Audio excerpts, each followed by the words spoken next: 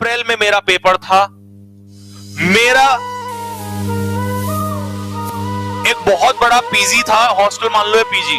मैं, मेरे सीडीएस वाले मतलब मेरे सीनियर्स और मैं खुद और हमारे इंडिया वाले सब लोग रहते थे।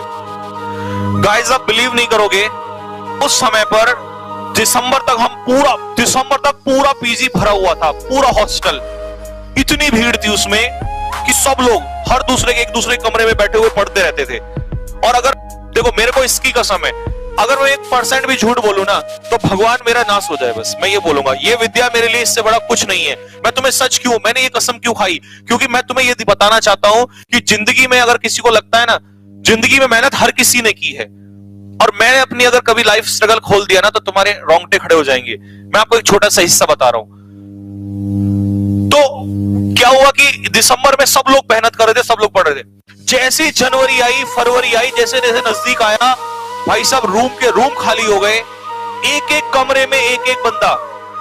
और 1 महीने पहले की बात बता रहा हूं, 1 महीने पहले ऐसा हुआ कि पूरा पीजी भूत बंगला बन गया, पूरा हॉस्टल भूत बंगला हो गया, और किसी कमरे में मुश्किल से कोई लड़का नजर आया। रेयरली। मैं इतना रोया भाई साहब, मैं मतलब अकेला रूम में, अपना तो छोड़ो, आसपास के रूम में देखा कोई भी नहीं भाई साहब, सब छोड़ जाने। एक दो से रिक्वेस्ट करी कि भाई तू ही रुक जा। अच्छा, मैं क्यों नहीं जा सकता था? मेरे साथ समस्या बहुत बड़ी थी, क्योंकि मैंने आपको बताया ना, मैं खुद घर से लड़े हुए बैठा था, क्योंकि मेरी लग गई थी। क्या ये देखो पहले जरा, यहां पर वॉर की जगह क्या आएगा? वॉज। क्यों? क्योंकि फर्नीचर कैसा नाउन है? अनकाउंटेबल नाउन है। अब मेरे साथ क्या था समस्या? मेरे साथ समस्या ये थी कि घर वालों से मेरा प्रॉब्लम चल रहा था। क्यों? क्योंकि मेरी ऑलरेडी मर्चेंट नेवी में जॉब लग गई थी और मैं मर्चेंट नेवी छोड़े बैठा था। तो मैंने एनडी के चक्कर में मर्चेंट नेवी का छोड़ दिया कि मैं ज्वाइनिंग नहीं करूंगा। तो बात तो समझ रहे हो ना, बात कितनी खतरनाक हो गई, क्योंकि मेरे को था एनडीए से मोहब्बत। अब बिलीव नहीं करोगे, उस समय मेरे लिए अगर मुझे भगवान सब कुछ दे देना और एक तरफ एनडीए, तो मुझे बस उसी से प्यार था।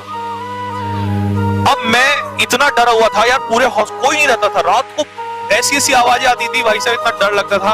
लेकिन एक ही बात थी कि बस जाना है तो वहीं जाना है।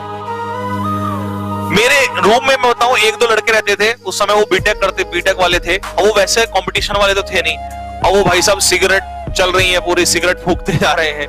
तो लेकिन मैं उनके पास जाके बैठता था, हालांकि थोड़ा बड़ा अजीब सा लगता था, लेकिन अपन धड़कने, समझ रहे हो ना, अकेला इंसान तो वैसे पागल हो जाता है। मेरी धड़कने तेज होने लगी। जब साथ में रहते थे तो टाइम बीत जाता था, लेकिन अकेला इंसान पढ़ के पागल हो गया भाई। मैं इतना ज्यादा पागल हो गया, पढ़ने के बाद क्या करूं कुछ समझ में नहीं आ रहा। और 1 महीना तो मैंने सोचा कि भाई तू भी चल यहां से, कुछ नहीं हो सकता, ये टाइम बीत नहीं सकता, नहीं तो तू पागल हो जाएगा। और आप बिलीव नहीं करोगे गाइस, मैंने उस समय पर बीपी की भी गोलियां खाई। और ये बात मेरे फादर को उस समय पता चल गई थी, जो कि इस बात पे बहुत ज्यादा नाराजगी हुई कि ऐसा क्या हो गया। लेकिन मैं इतना डिप्रेशन में आ गया था कि मैं करूं तो करूं क्या, समय नहीं कट रहा, बिल्कुल इतना डर, और सामने ऐसा लगता था कि पेपर नहीं निकलेगा।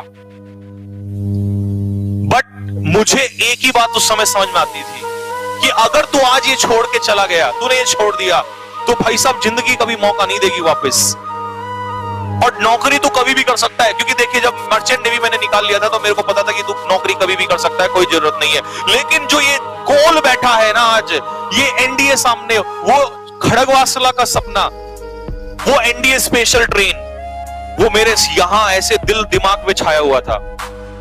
और जब भी मैं घर बैग पैक कर लिया, 1-2 बार मैंने किया भी, जैसे मैं बैग पैक करके निकलने की कोशिश करता था, मेरा मन वापस, मैं फिर बैठ के रोता था, नहीं यार तू ऐसा नहीं कर सकता।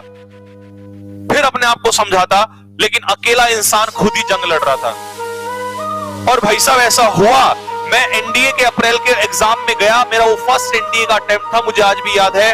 पहला पेपर मैथ्स का देने बैठा, पसीने छूट गए मेरे, क्योंकि मेरा पहले उस समय मेरा मैथ्स इतना स्ट्रांग नहीं था। मेरे से कुल 30 क्वेश्चन के समथिंग आसपास हो पाए, और उस समय में प्राचीन काल की बात है जब मेरिट बहुत कम जाया करती थी।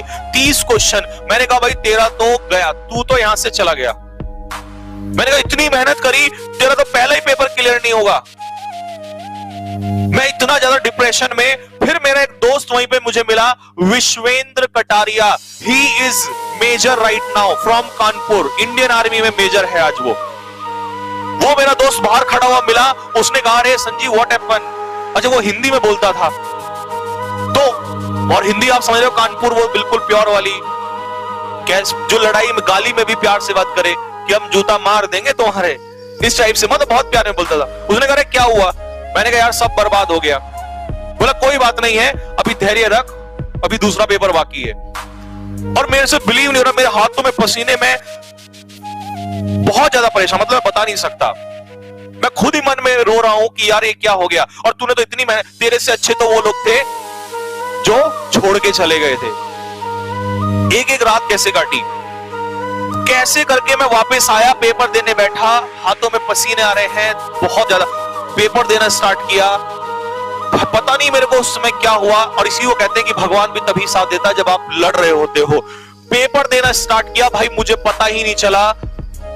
जैसे ही पेपर खत्म हुआ, मैंने सबसे पहले इंग्लिश के क्वेश्चंस चेक किए और उसके बाद जीएस के क्वेश्चन। गाइस आप बिलीव नहीं करोगे, कम से कम 70 प्लस क्वेश्चंस मेरे सही थे, 70 से भी 80 के आसपास समथिंग सही जा रहे थे।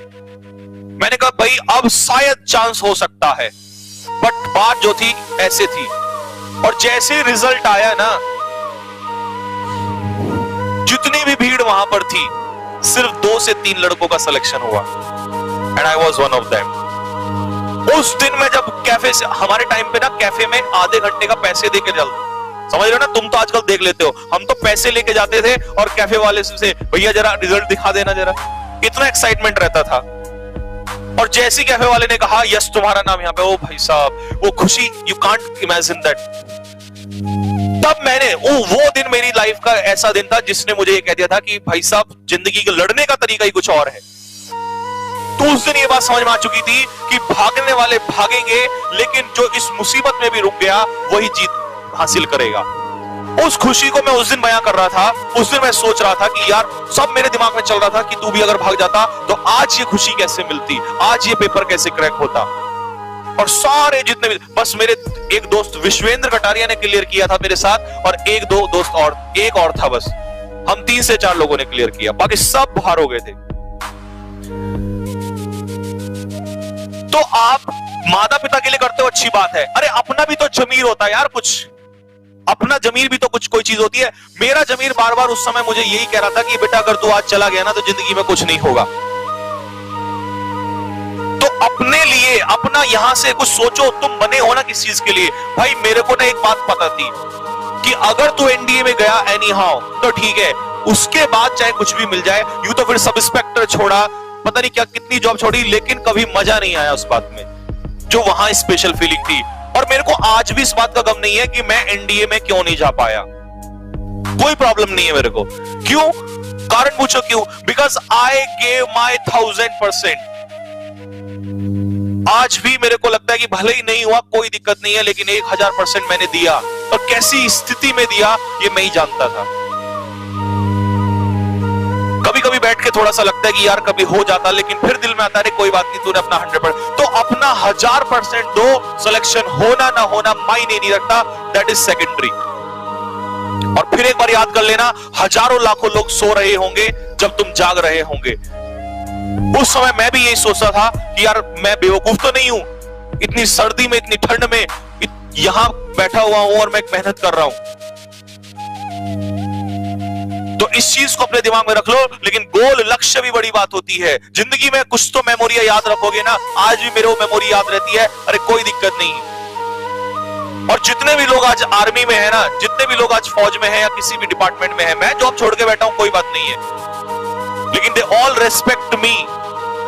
भले ही आज मेरे सीनियर्स मेजर हो, लेफ्टिनेंट कर्नल हो या कर्नल हो, बट दे रेस्पेक्ट मी। और सबसे ज्यादा वो आज मेरी रेस्पेक्ट करते हैं, जब भी मिलने आते हैं वो रेस्पेक्ट। क्यों? बिकॉज आई गेव माई 1000% और and I am still doing that. So guys, एक ही बात मैं आप लोगों के लिए बोल रहा हूं कि अपना जिंदगी में कुछ एक ड्रीम पालो, उस ड्रीम के लिए मेहनत करो। अगर वो ड्रीम पाल लिया ना तो आपको सोने नहीं देगा, मैं आपको सही बता रहा हूं।